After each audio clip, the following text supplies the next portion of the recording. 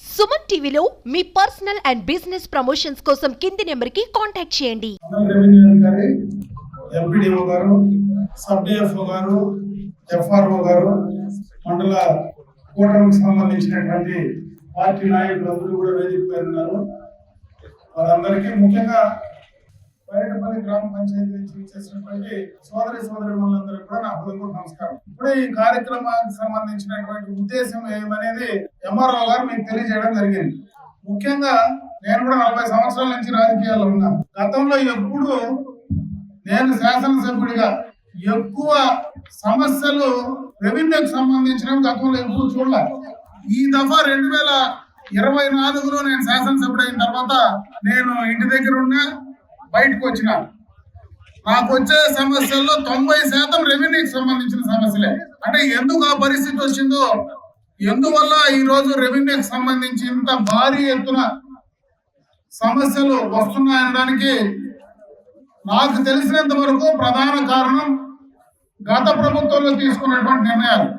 ఏదైతే సర్వేకి సంబంధించి ఒక ప్రోగ్రాం గత ప్రభుత్వంలో అన్ని భూములు సర్వే చేశారు. సర్వే చేసిన తర్వాత అప్పటి ముఖ్యమంత్రి జగన్మోహన్ రెడ్డి గారి బొమ్మలతో పాస్బుక్ ముద్రించారు.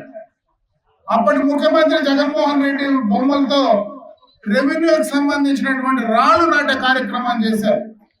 మనకు స్వాతంత్రం వచ్చినప్పటి నుంచి ఎప్పుడు కూడా మన భూములకు సంబంధించి ఒక ముఖ్యమంత్రి గారి బొమ్మ వేయడం కానీ, ముఖ్యమంత్రిగా ప్రజాప్రతినిధిగా ఉండేటువంటి వాళ్ళు 5 సంవత్సరాలు ఓటేస్తే అధికారంలో ఉంటారు. అధికారం కూడా ప్రజల ఆస్తులను రక్షించడానికో, లేకపోతే ప్రజలకు సంబంధించినటువంటి రాష్ట్రానికి సంబంధించినటువంటి అభివృద్ధి కార్యక్రమాలు చేయడానికో ప్రభుత్వ అధికారాలు సంక్రమిస్తాయి. కానీ ప్రజలు ఓటేసిన దానివల్ల ప్రజల ఆస్తులకు సంబంధించి మన బొమ్మలు వేసుకునేటువంటి కార్యక్రమం కాదు. దానివల్ల ఆ రోజు తీసుకున్నటువంటి నిర్ణయాల వల్ల ఈ రోజు ఎక్కువగా కూడా రెవెన్యూ సమస్యలు మన ముందుకు వస్తా ఉన్నాయి. వాటిని పరిష్కరింపజేయడానికి చంద్రబాబు నాయుడు గారు ముఖ్యమంత్రి అయిన వెంటనే ఆనాడు ఏదైతే గత ప్రభుత్వంలో తీసుకున్నటువంటి నిర్ణయాలు ఏవైతే ఉన్నాయో దాన్ని ల్యాండ్ టైటిల్ యాక్ట్, దాన్ని మొట్టమొదట ముఖ్యమంత్రి అయిన వెంటనే రద్దు చేసేటువంటి కార్యక్రమంతో శ్రీకారం చుట్టారు. ఆ తర్వాత ల్యాండ్ గ్రాబింగ్ యాక్ట్, ఎవరైతే అక్రమంగా భూములను దౌర్జన్యంగా స్వాధీనం చేసుకుంటారో వారి పైన క్రిమినల్ గా మరి యాక్షన్ తీసుకోవడానికి, చట్టాలు తీసుకురావడానికి ఒక ల్యాండ్ గ్రాబింగ్ యాక్ట్ కూడా, మరి ఆ చట్టాన్ని కూడా ఈ ప్రభుత్వం తీసుకొచ్చినటువంటి సందర్భాన్ని ఒకసారి గుర్తు చేస్తా ఉన్నా.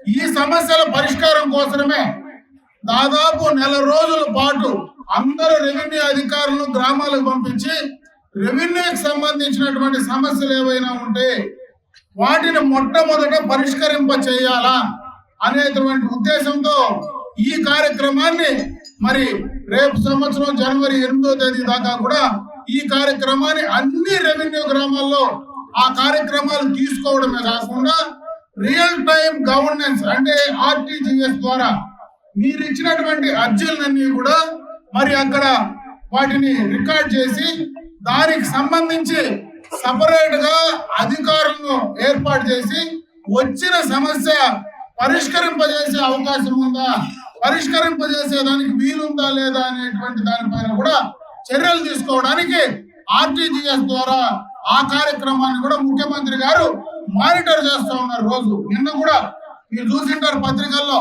నిన్న కూడా ముఖ్యమంత్రి గారు RTGS ఆఫీస్ లో కూర్చొని ఆయన దాన్ని సమీక్ష చేసినటువంటి సందర్భం, ఫోటోలు కూడా పేపర్ లో కూడా వచ్చినాయి.